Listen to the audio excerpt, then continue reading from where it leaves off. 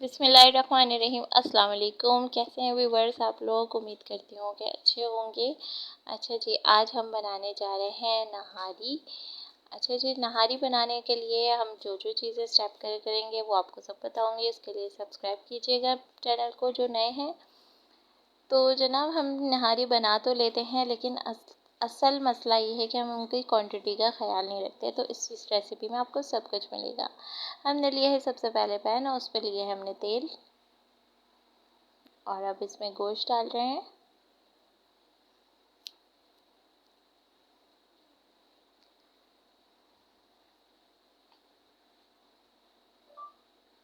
गोश्त डाला है मैंने इसमें, और इसमें एक अदद नली भी डाली है। थोड़ा सा इसका टेस्ट जो है इन चीज़ों से और अच्छा हो जाता है।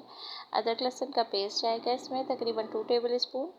और इसे हमने इसमें मसाला ऐड किया है, नहारी मसाला। तकरीबन मैंने इसमें 50 ग्राम नहारी मसाला ऐड किया है, जो इजी अवेलेबल होता है, हर शॉप्स पे मिल जाता है आराम से।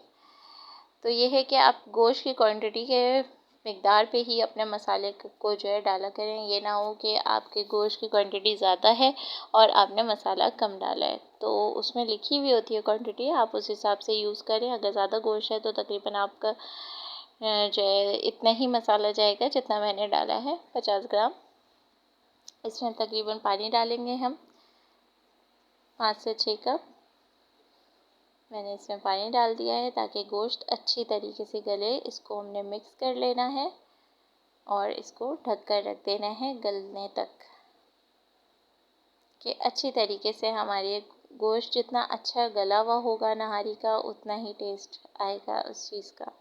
और मैंने तो डाली है इसमें नली, तो उसका भी गलना बहुत ज़रूरी है। ये देखिए जी, तकरीबन मैंने 10 टेबल स्पून इसमें जो है आटा लिया है, और इसको इस तरीके से गोल लिया है अच्छी तरीके से कि इसमें कोई भी लम्स ना हो।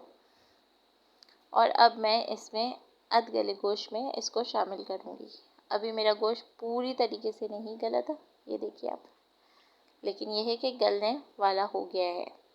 तो हमने इस टाइम पे आटे को ऐड करना चाहिए, ताकि जो है ना, फिर जब हम नहारी के साथ ये पकाएंगे तो इसमें एक अलग ही फ्लेवर आता है। बाज़ लोग क्या करते हैं कि पूरा गलाने के बाद फिर आटा डालते हैं, फिर पकाते हैं, तो उससे क्या होता है, फिर बहुत ही ज़्यादा रेशा रेशा हो जाती है। तो ऐसा भी नहीं होना चाहिए। तो हमने अधगले गोश्त में इसको नहारी को आटे को डाल दिया था इसमें, और इसको अच्छी तरीके से हम कर रहे हैं मिक्स। ये देखिए आप, मैंने इसको मिक्स कर दिया है और फ्लेम को बिल्कुल लो कर दिया है। और इसमें तकरीबन 1 कप पानी और डाल के मैंने इसको हल्की आंच पे पकने रख दिया है, ताकि आटा हमारा अच्छी तरीके से गल जाए। दूसरी तरफ अब हम तैयारी कर लेते हैं इसके बघार की। मैंने इसमें लिया था तेल या घी, जो भी हो आपके पास अवेलेबल हो। घी ले लेंगे तो ज़्यादा अच्छा है। तो और इसमें मैंने तकरीबन 1 टेबल स्पून पिसी मिर्च डाल ली है, ताकि ये बिल्कुल आपको बाज़ार जैसी नहारी मिले, बिल्कुल कलर वही आए आपके पास। तो जनाब, हमारी नहारी हो चुकी है तैयार। अच्छी तरीके से आटा इसमें गल चुका है, आप देख सकते हैं। बहुत ही अच्छी और बहुत ही मज़ेदार, आपको किसी चीज़ के इसमें जायके की कमी नहीं मिलेगी। आप ग्रेवी से अंदाज़ा लगा ले सकते हैं इस चीज़ का कि बिल्कुल इसी तरीके से बनना चाहिए नहारी को। बाज़ ऐसे होते हैं कि जो है ना, बहुत ही ज़्यादा आटा पतला पतला हो रहा होता है, आटा गला हुआ नहीं होता। ये देखिए जी, मैं इसमें बघार डाल रही हूँ, आपको किसी चीज़ की भी इसमें कमी नज़र नहीं आएगी। आप इसी तरीके से बनाएं। आपको पूरा मसाला वगैरह सब मैंने बिल्कुल तकरीबन अपने हिसाब से बताया था, तो ये आप अपने हिसाब से डालिएगा और इसको गार्निशिंग करें। एक अच्छे से फ्लेवर मिलेगा आपको इसमें। ये देखिए जी, ये सारे तमाम लवाजमात के साथ ही बहुत ही अच्छा, बहुत ही मज़े की लगती है। तो आप भी इसको इन्हीं लवाजमात के साथ सर्व कीजिए।